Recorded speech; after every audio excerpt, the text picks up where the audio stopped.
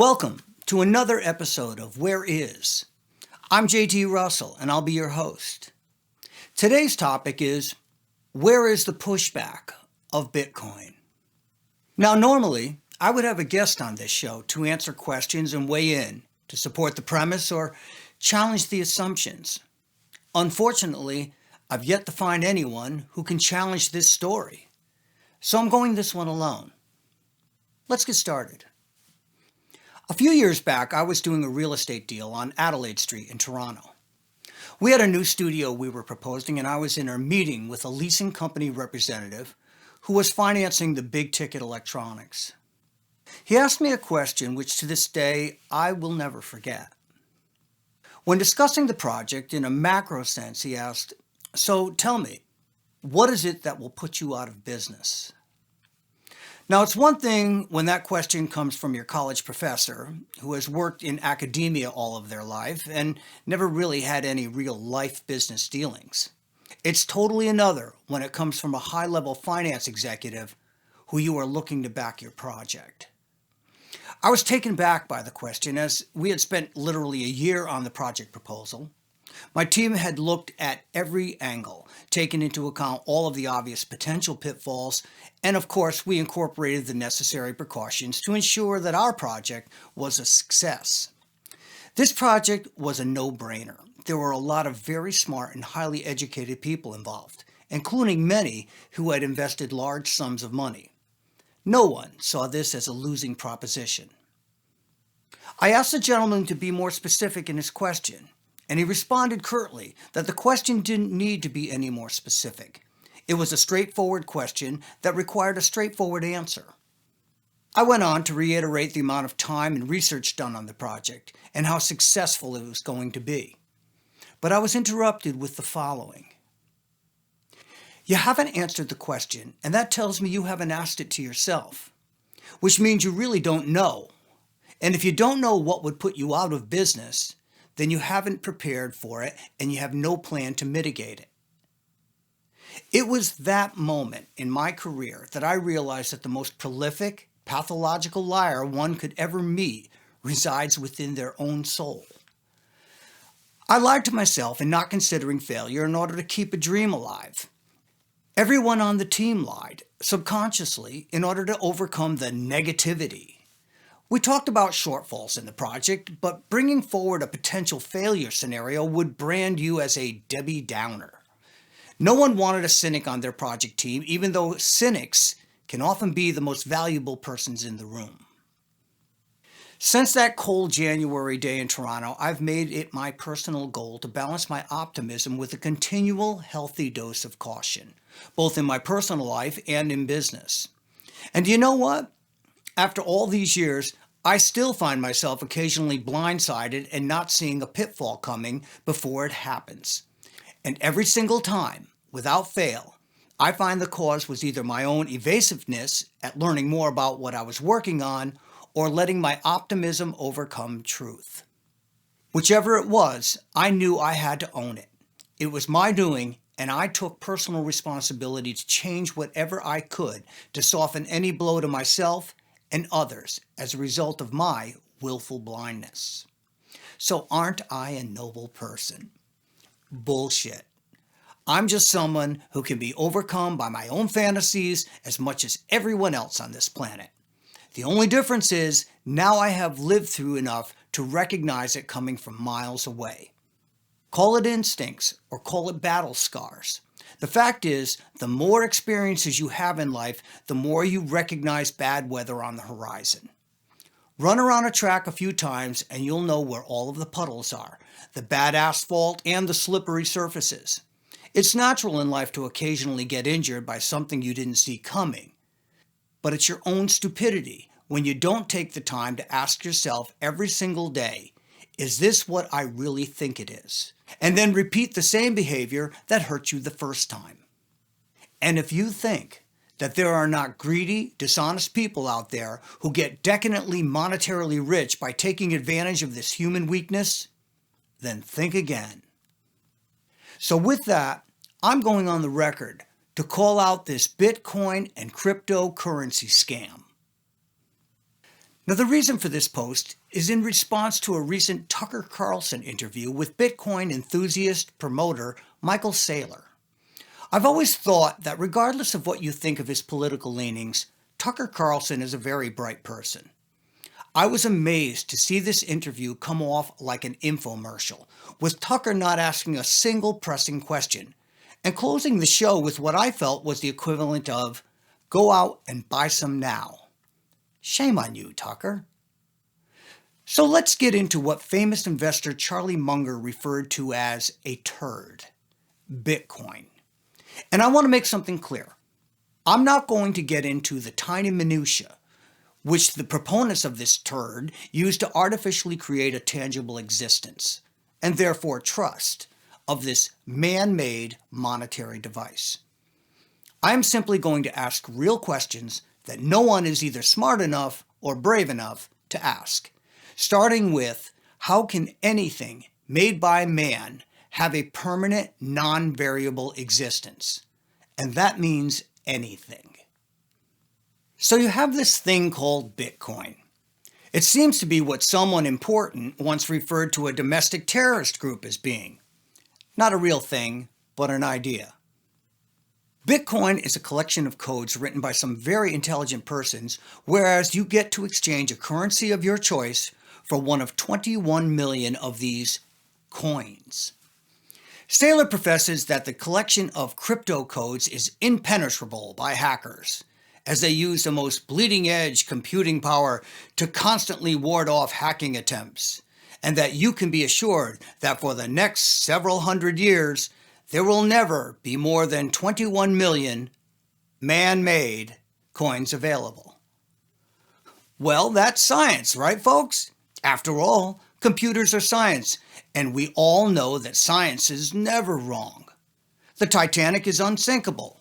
AIDS only affects homosexuals. The Ice Age will be here by the end of the 20th century. Gain-of-function labs are perfectly safe. Nuclear power plants won't harm the environment. With a few Google searches, I can come up with hundreds of can't-fail scenarios that did fail and destroyed the lives of more people than any wars or rogue governments. All of these involve the work of statisticians or mathematicians or both. All of them were tragically wrong. Michael Saylor filled the interview with sophomoric metaphors, which more often than not trapped him into his own contradictions. For instance, literally 3 minutes into an 80-minute interview, in an attempt to illustrate the volatility of conventional currencies, he describes how a ship full of colonizing sailors traveled to an isolated island which used small stones as currency. Let's think of that as the American dollar. The larger the stone, the more it is worth. And what defined that? The finite availability of large stones, of course.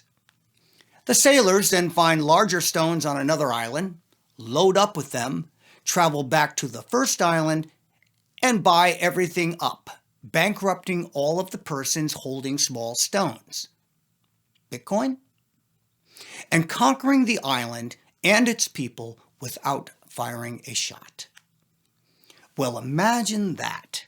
Bitcoin, a meaningless asset that required thousands to purchase a single pizza only a few years back, is now selling north of $60,000 per coin. Based on what? Does anyone remember timeshares? Now you too can own a fraction of this luxury residence. It's beautiful, and there will be no more built. When they sell out, the price will travel through the roof because it's on a waterfront property in Waikiki, and did we tell you? No more will be built. Total scam. But at least it was tangible to the buyers. For 1 week a year, that is. Artificial supply and demand. This is one of the oldest hustles out there. But why would top bankers and investors purchase Bitcoin? Well, what you're told to believe by very well-groomed multi-billionaires is that you can trust Bitcoin because they put their own money into it. Yes, they do. It's called bait. So in keeping with Michael Saylor's communication skills, let's explore this possibility from an 8th grade perspective. First, let's remember, money is not grown from the ground, and it does not fall from the sky. If you have made money, it came from other people, voluntarily through the purchase of what you have to sell, or involuntarily through money manipulation that causes others to lose money, which you then accumulate. It's not completely cut and dry, and by no means do I equate a sincere effort on the part of a banking institution lending to a business to improve the business and subsequently the community in which they live and operate. I am speaking about the intentional manipulation of the stock of a thriving outdoors equipment business like Cabela's, artificially increasing the value so it can be sold to another investment group, making tens of millions on the deal, and then having the company's headquarters closed down and jobs shipped abroad, destroying an entire town and bankrupting virtually thousands of regular human beings with no possibility of recovery. And if you think there are not a whole lot of people like that controlling the money supply, then you've either not been paying attention in the past 2 decades or suffering from the current epidemic of cognitive dissonance. Now, these billionaires have one common thread. They are obsessed with power.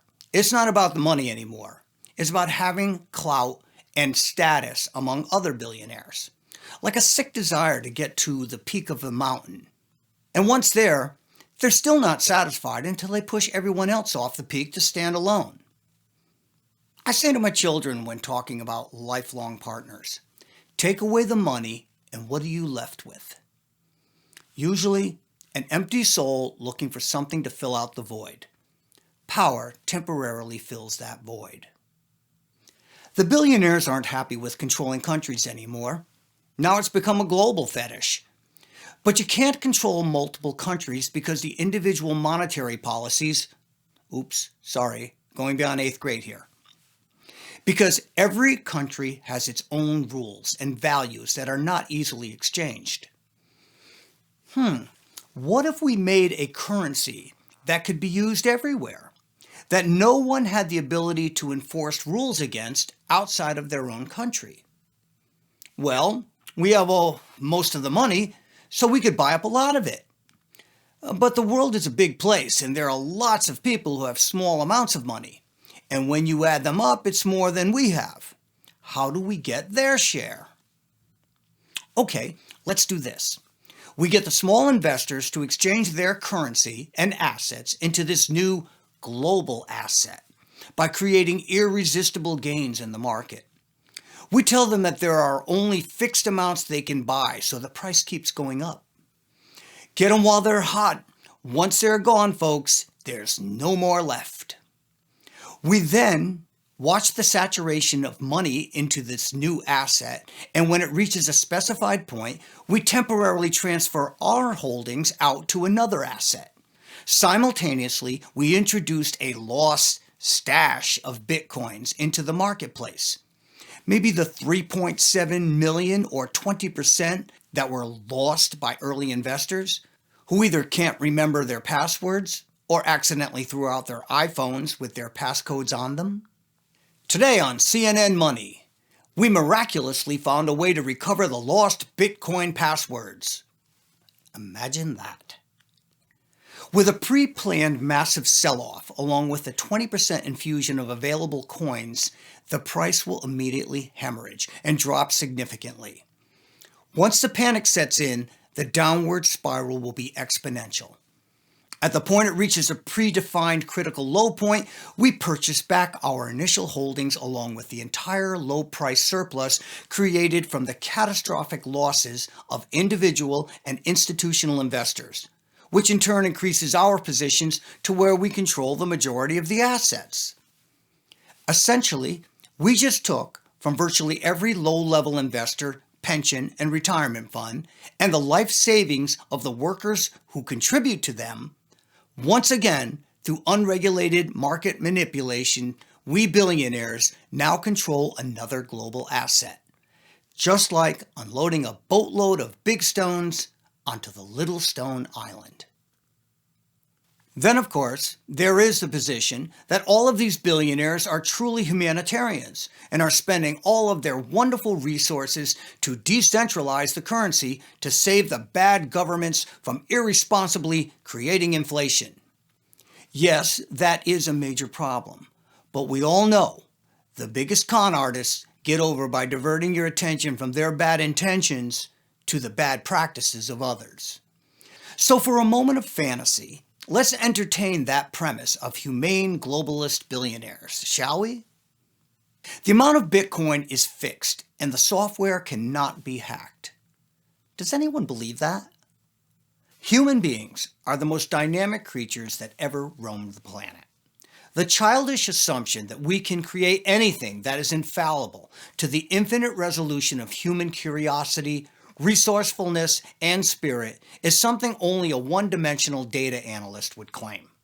Specifically because they have no connection to those human traits, as their entire existence revolves around a set of low-resolution parameters that they modify to validate their own thoughts and ideas. In summary, they don't know what will put them out of business because they believe they are so enlightened and their data is so infallible that they have no need to consider the possibility. So, putting ethereal scenarios aside for a moment, let's ask two specific questions. Who knows the software? And I'm not talking about a portion of the code. What individual on this planet knows the complete ins and outs of this code? From what we are told, no one. Well, that would mean that no one knows the full capabilities of this software, what it can and can't do now, in the immediate future, and long term. Like the possibility that the software can automatically reset passwords or reject passwords or delete passwords, which by their own admission would render the contents of each account null and void and the account permanently inaccessible.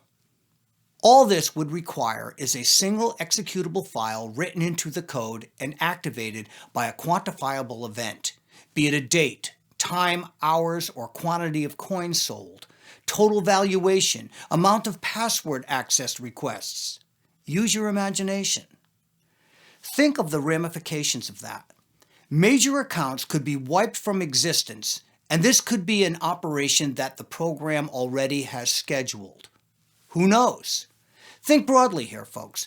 We are trusting immeasurable amounts of financial power into a system that we know relatively nothing about, and yet are told that it cannot be hacked or managed by any one individual or group of individuals, regardless of their friend or foe status.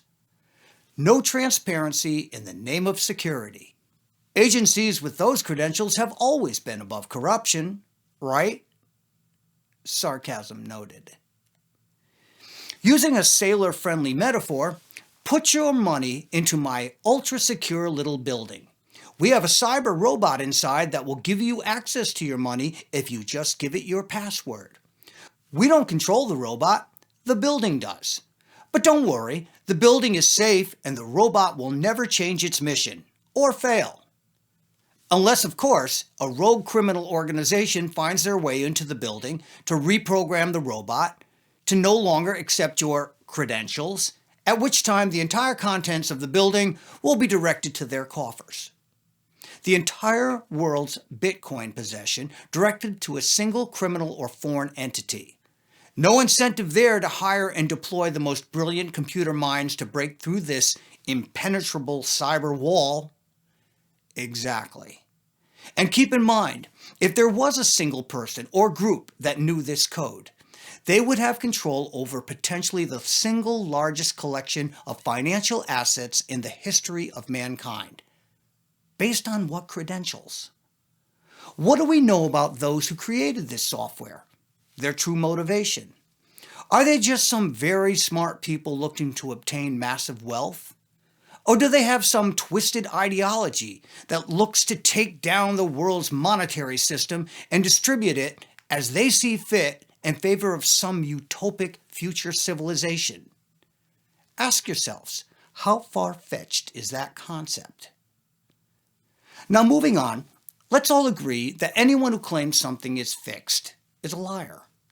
Not ignorant, a liar. And I'll say it here in an interview or face-to-face. Who are these people? They are the data analysts who put together customized data sets to give them the answers they want. Once they have what they need, they convince the populace that they can predict anything. And the blind among us mindlessly get in line and accept what they're handed. One of the world's richest men made his fortune by selling billions of low-grade products made in slave labor factories, violating virtually every facet of human rights, physical property rights, intellectual property rights, and general morality, but will deliver those products in 24 hours or less to anyone who not only pays for the product, but also pays a yearly fee to have access to these coveted non-necessity items. And to top it off, he aligns with people who profess their loyalty and whose single job function is to diminish all of these atrocities and amplify any possible attribute to society they can find within their company, even if that means the blatant character assassination of critics. Remember, a person becomes uber rich in one of two ways: by creating something that improves the lives of other people to where they're willing to exchange their labors, money, for the services or goods you provide. In essence, working to have a better life. The real money is made in being the facilitator of that connection between the worker and the product or service. This is a noble plight and worthy of its rewards.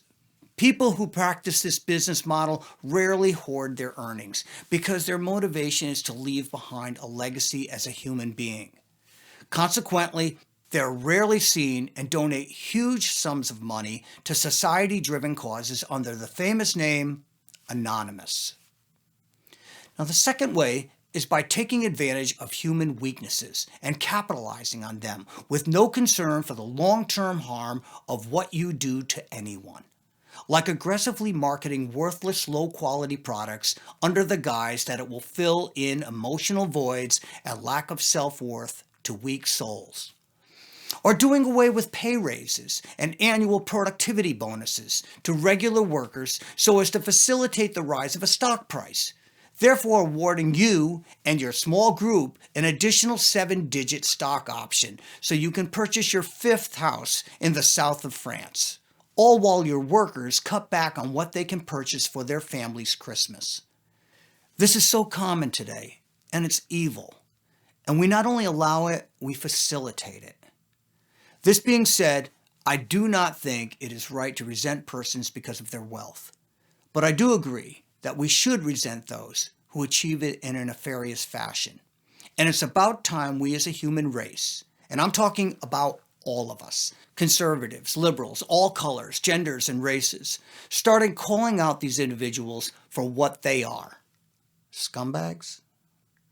We need to reject the noise they create through the entertainment and media world, which is, by design, meant to divide and distract us so they can once again get away with what they do. Bitcoin is just another clever scam conjured up by the same people who destroyed our middle class and the lives of hundreds of millions of people around the world. And no, neither I nor anyone in my family owns these turds. So checking with the SEC to see if I'm shorting Bitcoin is of no value. Let's take off the blinders, folks. We should have seen this coming a mile away. I'm JT Russell, and I'm keeping it real.